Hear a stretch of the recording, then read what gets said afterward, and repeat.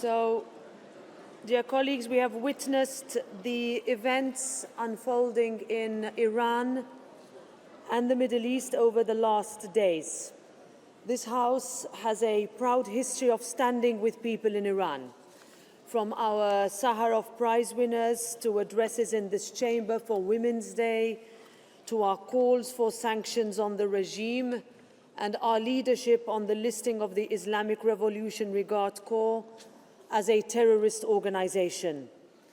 And I know that we will continue to push for people in Iran to live in liberty and to choose their own destiny. Now, Iran's indiscriminate attacks on the Gulf states are condemnable. They are the actions of a desperate regime whose intent is to sow chaos across the region, and they must stop now and de-escalate. We also know that people in Cyprus are concerned, and I want to be unequivocal. You are not and will never be alone.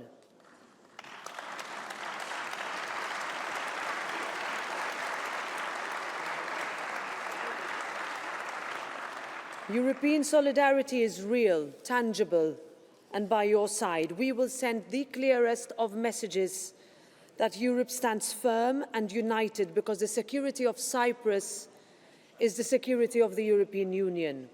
Any threat to member states is totally unacceptable. And when our resolve is tested, we will see, as we are seeing now, Europe acting as one.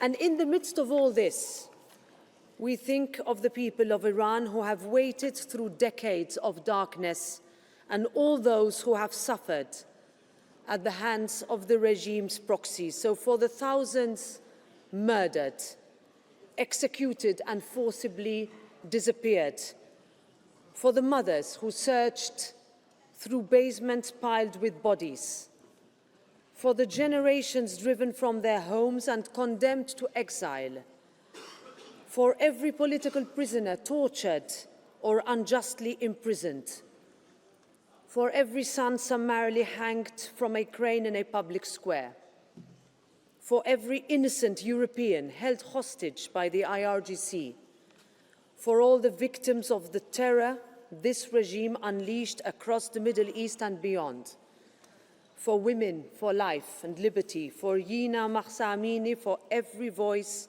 forever silent. After 47 years, it must be their time.